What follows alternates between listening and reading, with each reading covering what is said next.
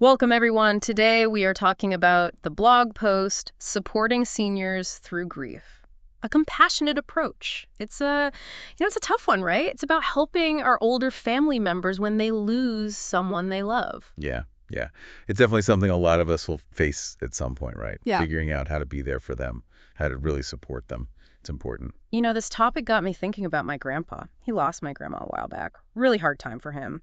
But I remember a few months later, I took him to this ice cream place they used to go to all the time, like back when they were dating even. Oh, wow. Yeah, we sat in their little booth and he just started telling me all these stories about her. Funny things, how they met, what her favorite flavor was. Uh, Of course, there were some tears, but it was mostly just warm memories, good feelings. And it made me realize that helping him through his grief wasn't about erasing the sadness, you yeah. know?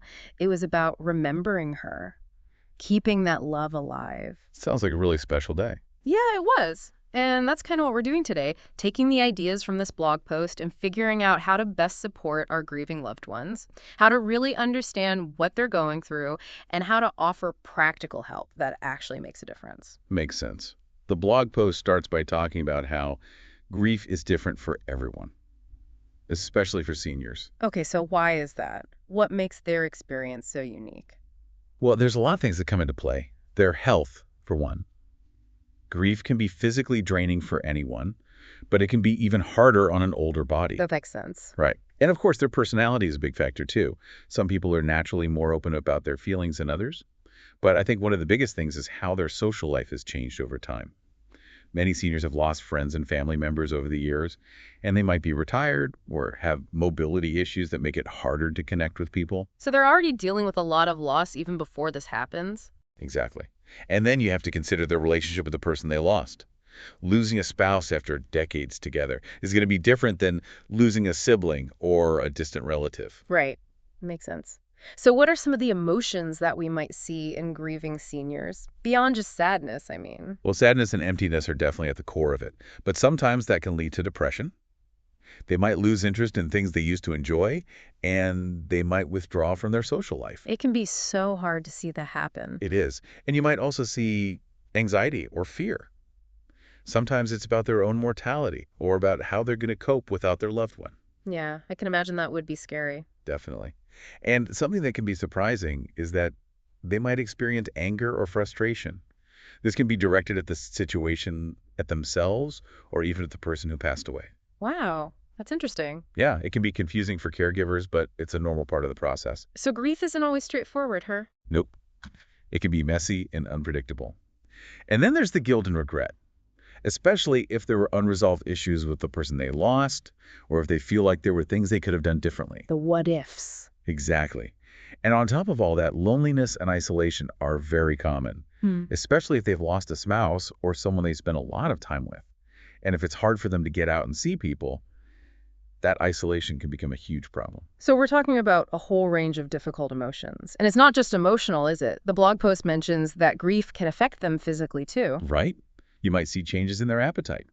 They might not be eating enough, or they might be overeating. Sleep can be a problem too. They might have insomnia or other sleep disturbances. And grief can just make them feel tired all the time. Makes sense. And studies have shown that grief can actually make people more vulnerable to health problems. Wow, that's serious. Really highlights how important it is to approach this with sensitivity and care. I agree. And it's important to remember that grief, even later in life, is a natural process. It's part of healing. We shouldn't try to rush it or dismiss it. So, how can we actually help? The blog post talks about listening and sharing memories. What does that look like in practice?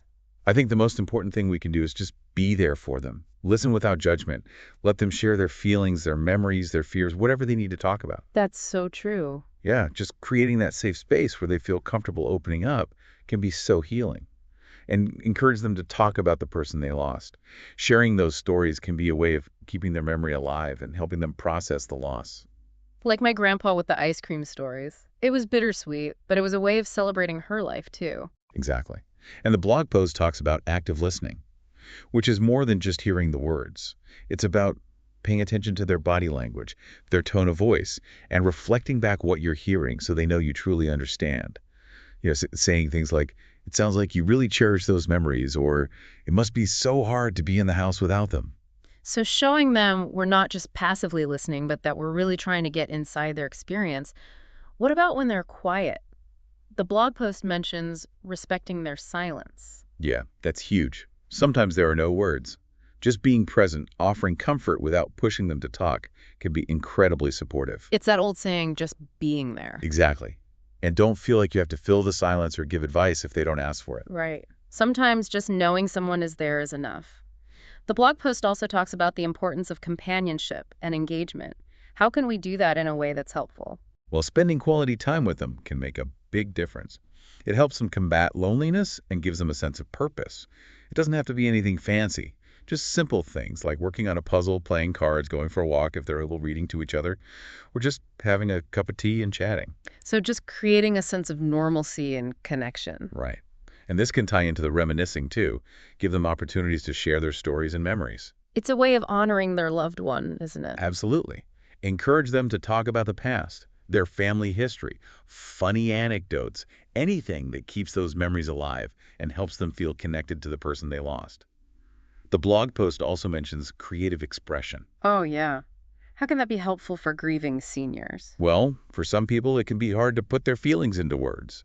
So creative activities like writing, painting, listening to music, or doing crafts can give them a healthy outlet for their emotions. I like that. It's a different way of processing grief. Right. And for those who are physically able, the blog post suggests looking into community involvement. Oh, like what? Things like senior centers, religious groups, volunteering. It's a way for them to connect with others, find support, and maybe even discover a new sense of purpose. So important, especially if they're feeling isolated. Speaking of important, the blog post also talks about encouraging self-care. Yes, grief can be exhausting, and it can take a toll on their physical health. So gently encourage them to take care of themselves. What does that look like practically? Well, making sure they're eating properly is a good place to start. You can offer to cook for them, help with grocery shopping, or even arrange for meal delivery services if that's an option. It's easy to forget about the basics when you're grieving. It is. And sleep is so important too. Help them establish a regular sleep schedule and a relaxing bedtime routine. Make sure their bedroom is comfortable and dark. If they're having persistent trouble sleeping, suggest that they talk to their doctor. Sleep can definitely be disrupted by grief, and I know the blog post also recommends physical activity if their health allows. Yeah. Even light exercise like walking chair yoga or swimming can have a positive effect on their mood and well-being. And of course, it's essential that they keep up with their regular medical appointments and medications. Absolutely.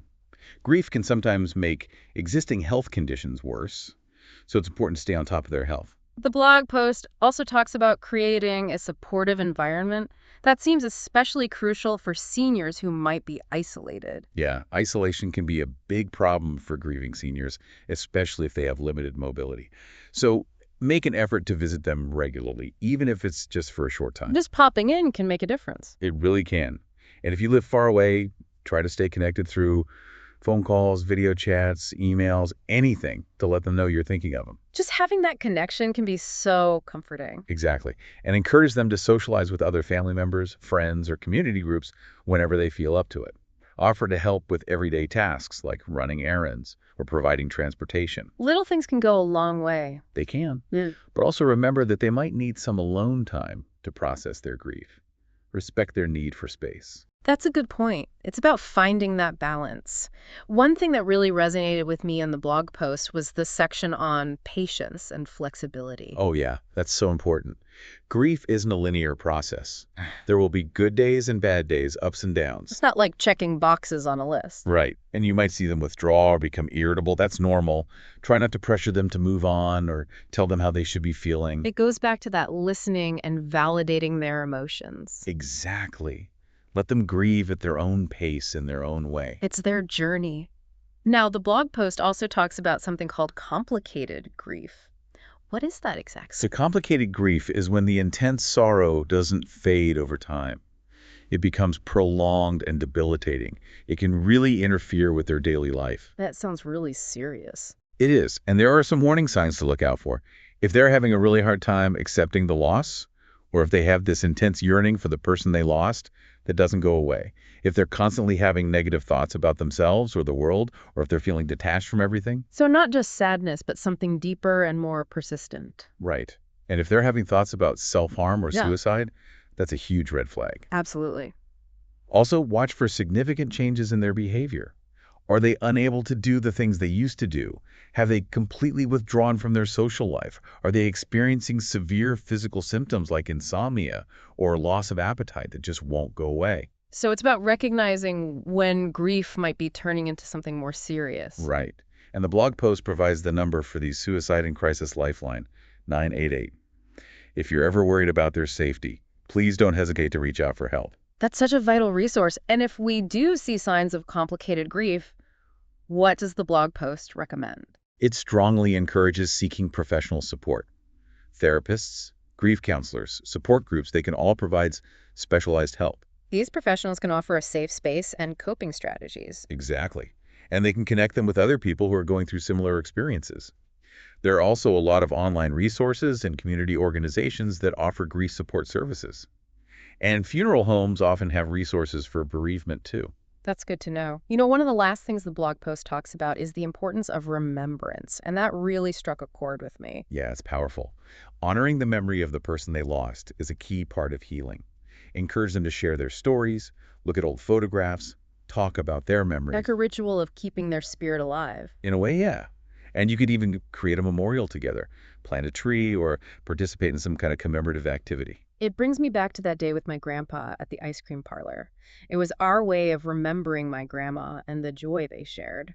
That's beautiful. Remembrance brings comfort and connection. It helps them feel that their loved one is still a part of their life in a way. And it can give them a sense of meaning and purpose even in the midst of their grief. This has been such a valuable conversation. The blog post really drives home the message that supporting grieving seniors is about being present, being compassionate, and truly understanding their experience. Couldn't agree more.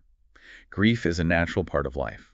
And by offering our support and understanding, we can help them navigate this difficult chapter with dignity and connection. They can continue living their lives, even as they carry the memory of their loved one in their hearts. And to our listeners, I encourage you to think about a special memory you have of someone you've lost. And maybe, like my grandpa did with me, share that memory with the grieving senior in your life. It can be a beautiful way to connect, to offer comfort, and to keep that love alive. And who knows, maybe in those shared moments, a little bit of healing can begin. We'll be back next time with another thought-provoking exploration of a topic that matters.